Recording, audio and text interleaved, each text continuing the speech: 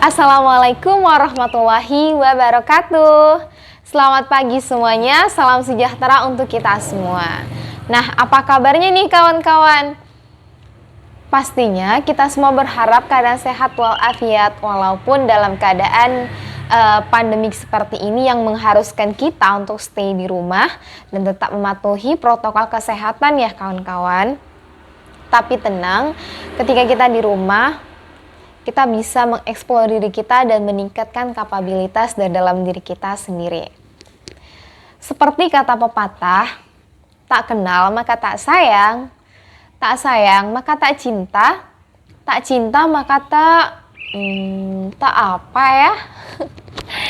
Tak jadian atau tak kenal nih? Pasti tak kenal dong, karena ini adalah first time in my channel YouTube, you know guys. Nah, sebelumnya perkenalkan nama saya Putri Anggriani, adalah mahasiswi semester 4, Prodi Perbankan dan Keuangan, Politeknik Negeri Medan. Nah, pada kesempatan ini, kawan-kawan, saya ingin memberikan suatu pengalaman pribadi dari dalam diri saya, di mana pengalaman ini bisa menjadikan suatu pembelajaran bagi kawan-kawan di luar sana. Karena apa? Guru yang terbaik adalah, salah ya guys, saya ulang ya ini. Pengalaman adalah guru yang terbaik dari dalam hidup kita. Karena dengan adanya pengalaman, itu kita bisa menjadi suatu cara untuk kedepannya yang lebih baik dan tidak mengulangi hal itu kembali.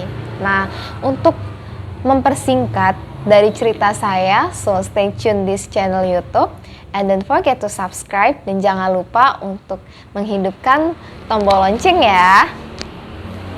Nah, baiklah kawan-kawan, cerita ini sebenarnya udah sekitar tahun yang lalu ya, dimana sudah dimulai masa pandemik dan kami mahasiswa belajar secara daring dan tidak tatap muka. Pada waktu itu saya mengikuti beberapa organisasi dan organisasi ini salah satu yang saya sukai kawan-kawan. Nah, alhamdulillah juga saya mendapatkan suatu amanah dan tanggung jawab menjadi koordina dalam kegiatan Prokja tersebut gitu. Nah, tapi ketika saya mau mengambil amanah itu ada suatu kayak permasalahan bagi saya, di mana anggota dari koordina atau dari si Edana itu sebagian besar tidak berada di wilayah Medan. Langsung speechless di saya bahwasanya jangan-jangan ini akan menjadi beban aku sendiri gitu. Karena kan banyak kawan yang nggak ada di luar, nggak ada yang di Medan gitu, dan mereka belum tentu bisa mau berkontribusi untuk mencari dana dan seikhlas hati gitu kawan-kawan. Jadi di situ saya langsung sigap menerima amanah ini karena ini merupakan suatu kayak project besar bagi saya dan ini pertama kalinya saya menjadi koordina gitu. This is my first time, you know guys. Nah, ketika saya ngambil sebagai koordina, saya langsung merancang itu strateginya, penjualannya gimana, dan ketika rapat internal pertama dan di situ ada kakak pembimbing, dia menanyakan berapa dek target kamu untuk berjualan, dan saya mengatakan 300.000 kak. Nah, kakak pembimbing itu kaget gitu dan dia nggak percaya sama saya. Yakin dek mau segitu, karena ini pandemik loh dek, lagian pun adik jualan nanti yang nganter juga, terus adik juga yang datang ke tempatnya gitu. Tapi ya udahlah kak, namanya untuk organisasi, mau nggak mau kita harus siap gitu kan kawan-kawan. Jadi pas di hari pertamanya disitulah sudah terkumpul banyak orderan dari orang-orang di luar sana, yang ada sebagian dari kawan saya dan juga ada dari beberapa teman saya gitu yang beli, atau mereka menawarkan dari kawan ke kawan gitu. Udah sesampainya hari pertama itu, pas pula di Medan itu wilayahnya lagi banjir besar kawan-kawan. Nah, jadi itu suatu peristiwa atau satu hari yang nggak pernah kita duga bakalan terjadi gitu kan, dimana seharusnya kan pemesanan kita mau ngambil salad itu wilayahnya di Karya Cilincing gitu kan, itu jauh dari wilayah saya, at least sekitar 1 jam gitu, karena saya sendiri belum pernah ke sana gitu, dan saya termasuk anak rumahan, nggak pernah keluar, jadi ini bingung gitu, dan nggak ada juga teman yang menemani saya. Nah, di situ pas pula orang yang mau ngambil salad, rumahnya keadaannya banjir, dan dia tidak diizinkan orang tuanya untuk mengambil salad. Jadi karena saya kordana, jadi saya harus tanggung jawab untuk mengambil salad itu di rumah yang jauh ini. Nah, mulai dari jam 11 itu saya berangkat dari rumah. Ini saya udah bawa piscok, dan saya di situ pikiran udah kalut juga, nggak inget makan dan nggak inget segalanya. Yang penting satu hari ini harus full jualan. Padahal kawan-kawan ketahui saya tuh hari Jumat lagi kuliah secara daring gitu. Tapi alhamdulillah dosennya mendukung semua gitu, dan bisalah saya handle gitu kan. Nah, langsung sigap saya bawa adik saya untuk menuju wilayah Karya Cilincing itu. Nah, sepanjang perjalanan saya tuh hanya bisa melihat maps, dan saya di situ nggak bawa headset dan sebagainya lah, nanti ya kita lanjutin. Nah, saya nih sama adik saya menuju jalan sana. Nah, di sana tuh kejebak macet, dan saya nggak bisa sampai di lokasi sesuai dengan waktu yang udah kita sepakati dengan penjualnya di sana gitu kan. Nah, di jalan itu sepanjang jalan sebagian besar macet, dan ketika udah mau menyampai di lokasi itu wilayah Glugur tah mana ya, saya lupa teman-teman. Tapi tuh kalau kita terus tuh wilayahnya ke Belawan, di atasnya tuh ada flyover gitu. Nah, di situ kami ngelewati banjir, saya sama adik saya di satu kereta, dan feeling saya kayaknya ini udah kelewatan, gak mungkin lokasinya sejauh ini. Jadi di tengah-tengah pajak gitu udah habis ngelewati banjir, saya langsung lihat maps, waduh, salah, ini kelewatan. Langsung saya putar arah, putar balik, pelan-pelan lihat di maps. Nah, inilah baru jalannya benar di Karya Cilincing, saya belok kanan gitu.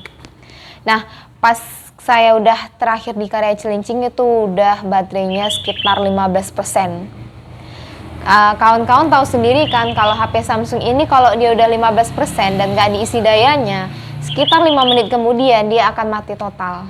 Nah, itulah yang sering terjadi di HP saya ya. Nah, jadi saya melanjutkan perjalanan hingga udah mendekati gang yang ada di maps ini gitu kawan-kawan. Di sini udah sekitar 5 menit lagi lah mau sampai di lokasi gitu kan. Jadi udah mau sampai ke 5 menit itu saya buka, baterai udah 7%. Udah 7%, saya udah nggak ada ngira lagi yang ketakutan dan sebagainya. Itu yang penting harapan saya ini harus nyampe ke tempat itu dulu, nggak usah mikirin baterai dulu gitu kan. Nah, sampai di titik lokasi terakhir kali saya buka tuh kawan-kawan, tinggal 1%. Apa yang terjadi kawan-kawan? Baterainya tuh HP saya mati total. Dan tepat di titik lokasi itu bukan wilayah atau bukan rumah tempat menjual salad. Jadi teman-teman gimana? Boleh komentar di bawah kolom ini. Dan di situ saya langsung terkejut, benar-benar nggak nyangka HP saya mati total, dan paniknya luar biasa karena ini wilayah yang belum pernah saya datangi. Saya nggak punya keluarga, nggak punya kawan untuk daerah sana gitu, jadi kayak tersesat di dunia lain gitu kan. Padahal memang masih di bumi gitu kan, tapi saya nggak kenal siapapun di sana. Kita pun pasti kalut banget pikirannya kan. Nah, setelah udah tahu HP ini mati gitu, saya langsung cari ke sana sini minta tolong, perihal nanya rumah kawan saya, dan nggak ada yang kenal sama dia. Jadi gimana ya, kok bisa satu gang itu nggak kenal sama dia? Langsung saya berhenti ke rumah di sini, rumahnya katanya di sana. Ya udah saya ke sana, nggak tahu itu bukan rumahnya. Balik lagi saya putar arah, 3 kali lah saya musing-musing di gang itu kawan-kawan. Sekitar hampir 1 jam saya nggak dapat arah sama sekali. Bahkan nih di kepala saya pengen nangis, kayak pecah banget. Satu harian itu saya belum makan siang, terus ini antrean nggak jelas mau kemana arahnya. Salad kalau nggak diambil nanti busuk, itu rugi. Yang seharusnya kita dapat pendapatan atau keuntungan sekitar 300.000 gitu kan dalam 2 kali penjualan, ini malah enggak gitu kan, malah sia-sia gitu kan. Tapi namanya usaha, saya akan tetap terus usaha pada masa itu kan. Langsung karena udah nggak dapet lagi, jadi kayak benar-benar udah patah hati kali. Bahkan HP saya ini kawan-kawan canggih sekali chargernya, jarang ada yang punya Type C di daerah sana. Nanya ke D, kakak itu nggak punya baterai charger Type C. Jadi udahlah, adik saya di situ ngomelnya luar biasa, dia nggak ada bantu. Ya Allah, teman-teman tahu sendirilah, HP mati, keadaan perut lapar, nggak tahu arah mau kemana. Orang-orang di sana pun nggak ada gitu yang niatnya mau nunjukin bener-bener. Malah ada tempat terakhir gitu, saya dimarahi juga kan di situ, langsung bikin saya sedih gitu. Saya mau nangis di situ, ingat gitu kan. Dia ngomongnya gini kawan-kawan, Dek, ini gang banyak warganya.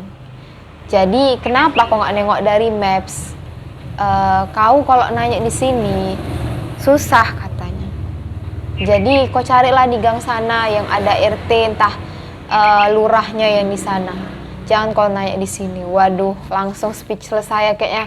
Ya udahlah, aku keluar dari tempat nanya di sini. Aku nanya ke sana lah, mana tahu ada arah atau petunjuk ke arah ke sana. Pindah lagi ke gang sebelah, di situ aja saya udah, ya Allah, kok kayak gini kali lah. Gak ada yang bantu, aku kayak jalan sendiri gitu kan. Kayak bener-bener, aduh, satu harian penuh makna bagi saya gitu. Terus saya bawa adik saya gitu, dia udah marah aja di situ, nggak tahu pikiran kakaknya udah pusingnya luar biasa kawan-kawan. Mungkin kawan-kawan tahu sendiri ya, kalau di situasi saya tuh gimana. Udah bener-bener kalut lah. Di situ alhamdulillah pas kali saya lewat dari gang itu dikit belok kanan, saya jumpa sama abang-abang yang lagi sama adiknya berdua di depan rumah. Di situ saya beranikan diri karena udah awalnya saya udah nggak mau nanya lagi kan, kayak udah nggak mungkin mereka mau ngasih jalan lagi sama aku gitu. Satu tempat udah nyinyir kali gitu.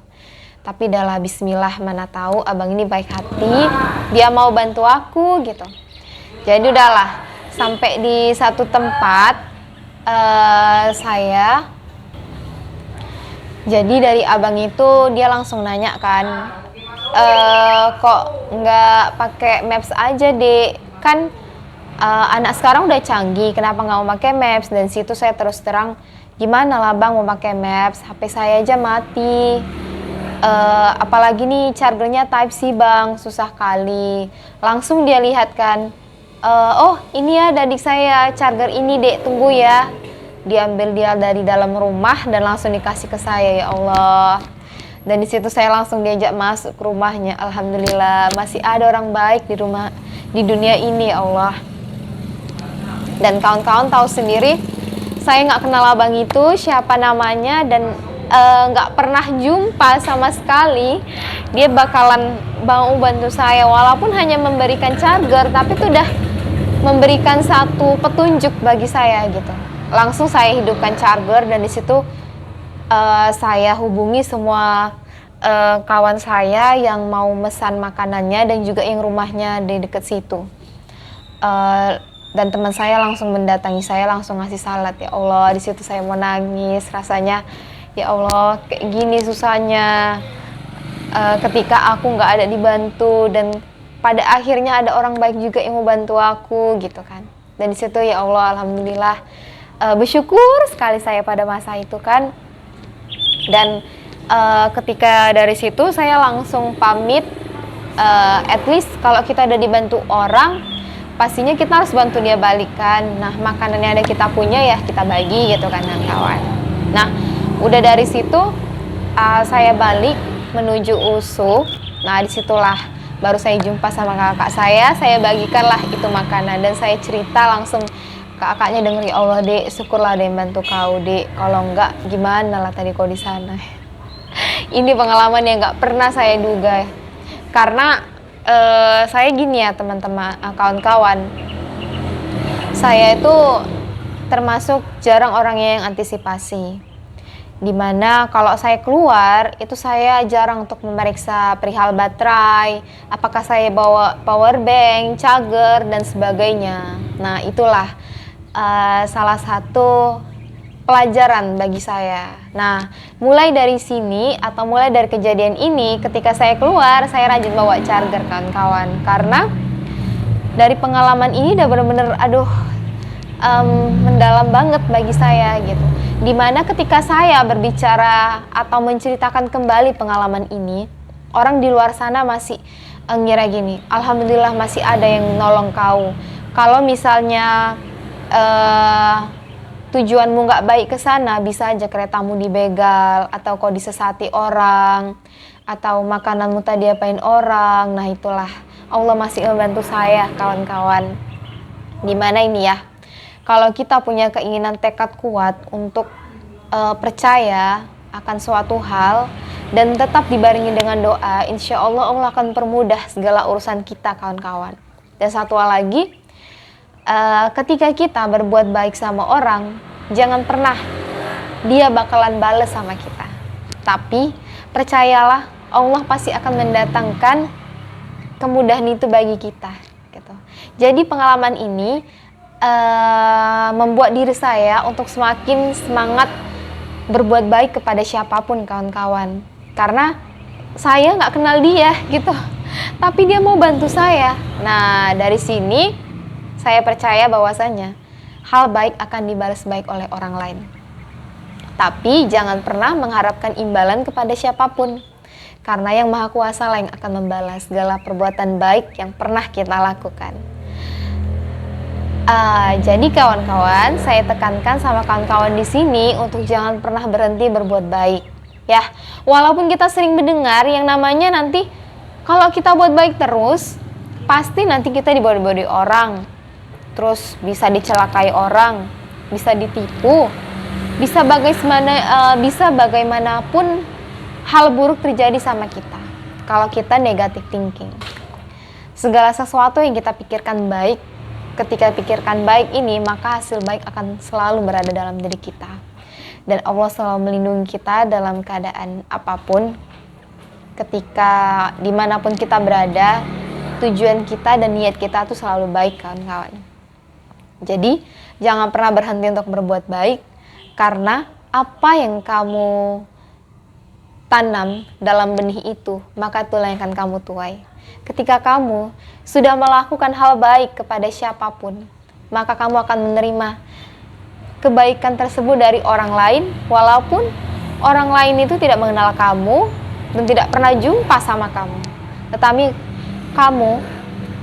kamu akan menerimanya itu, dan ketika kamu sadar hal baik itu Anda terima, maka Anda akan terus menebarkan kebermanfaatan atau kebaikan dimanapun Anda berada.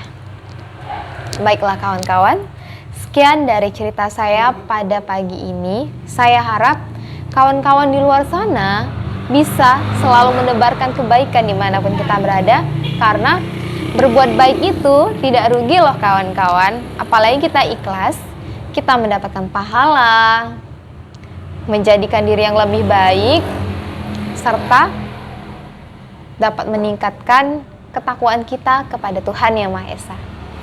Sekian dari saya. Wassalamualaikum warahmatullahi wabarakatuh.